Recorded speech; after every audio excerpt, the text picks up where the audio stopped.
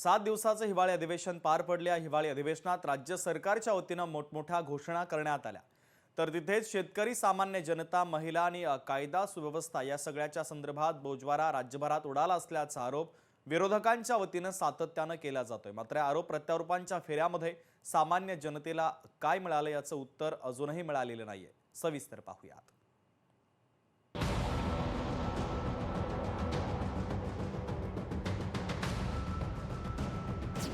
हिवाळी अधिवेशनाची सांगता, शेतकऱ्यांसाठी महायुती सरकारचा महत्त्वाचा निर्णय, शक्तीपीठ महामार्ग बदलणार।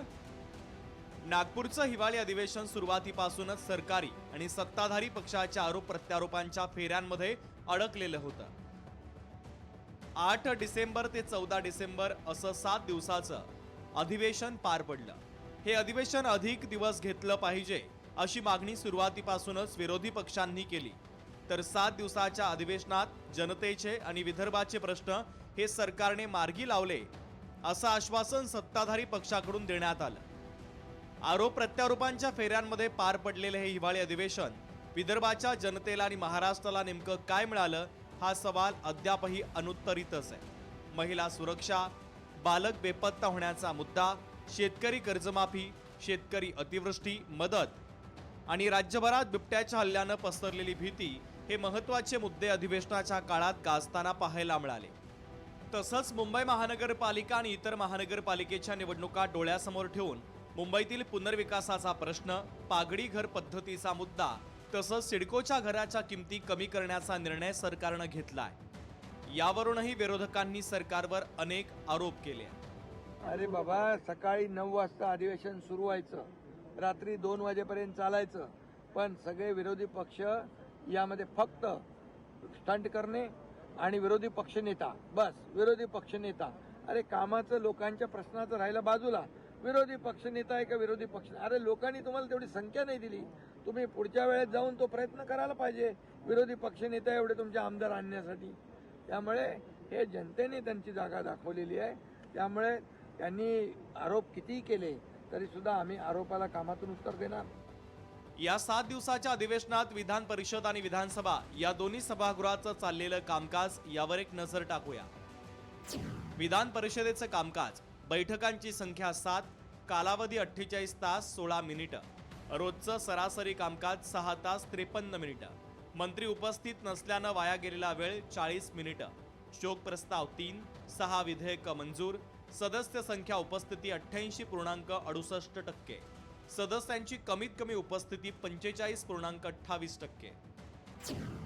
विधानसभेचं कामकाज, बैठकांची संख्या 7, 72 तास 35 मिनिटं कामकाज, मंत्री उपस्थित नसल्यानं वाया गेलेला वेळ 10 मिनिटं, 7000 तारांकित प्रश्न, शासकीय विधेयक संमत 6, सदस्य उपस्थिती 90.98%, एकूण उपस्थिती 94%। अधिवेशनात घेतलेले महत्त्वाचे निर्णय, मुंबई आणि महाराष्ट्रातील पागडी सिस्टीम मुक्ती, ओसी नसलेल्या इमारतींना दिलासा, झोपडपट्टी मुक्तीसाठी एसआरई अभय योजना, गृहनिर्मिती पुनर्विकासासाठी विशेष सवलती, सिडकोच्या घरांच्या किमतीत कपात, शेतकऱ्यांना आंतरराष्ट्रीय बाजारात शेतमालाची विक्री करता येईल, लिंगायत समाजासाठी स्वतंत्र महामंडळ स्थापन करण्याचा प्रस्ताव, सारंगवाडी प्रकल्पातील अनियमिततेची एसआयटी चौकशी, शिवडी वरळी उन्नत मार्गाचं काम सप्टेंबरपर्यंत पूर्ण करण्याचं नियोजन यासहित अजूनही महत्त्वाचे निर्णय या हिवाळी अधिवेशनात घेण्यात आले।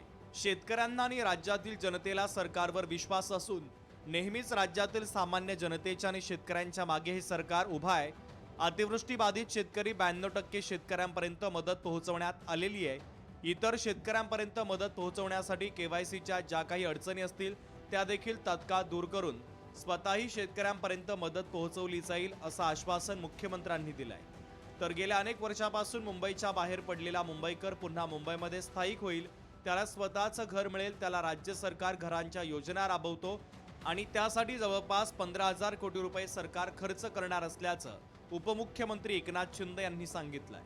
तर केवळ निवडणुका डोळ्यासमोर ठेवून राज्य सरकार निर्णय घेते, शेतकरी, सामान्य जनता, महिला सुरक्षा आणि इतर प्रश्नांवर सरकारला काहीही पडलेलं नाही असा आरोप सातत्यानं या हिवाळी अधिवेशनात पाहायला मिळाला। त्यामुळे जनतेला नेमकं काय मिळालं यापेक्षा आरोप प्रत्यारोपांच्या फेऱ्यांमध्ये हिवाळी अधिवेशन गाजलेलं दिसतंय. विरोधक निष्प्रभ ठरले असा आरोप सत्ताधारी पक्षांकडून केला जातोय, तर आमची प्रश्नांची उत्तरं द्यायला सत्ताधाऱ्यातले मंत्री सभागृहात हजरच नव्हते अशा प्रकारचा आरोप विरोधकांनी केला आहे. एकूणच काय तर हिवाळी अधिवेशन संपलं, मात्र जनतेला काय मिळालं हा सवाल अनुत्तरितच आहे. उमेश करंजकर, लोकशाही मराठी, नागपूर. लोकशाही मराठी ऐका, पहा, जागरूक रहा.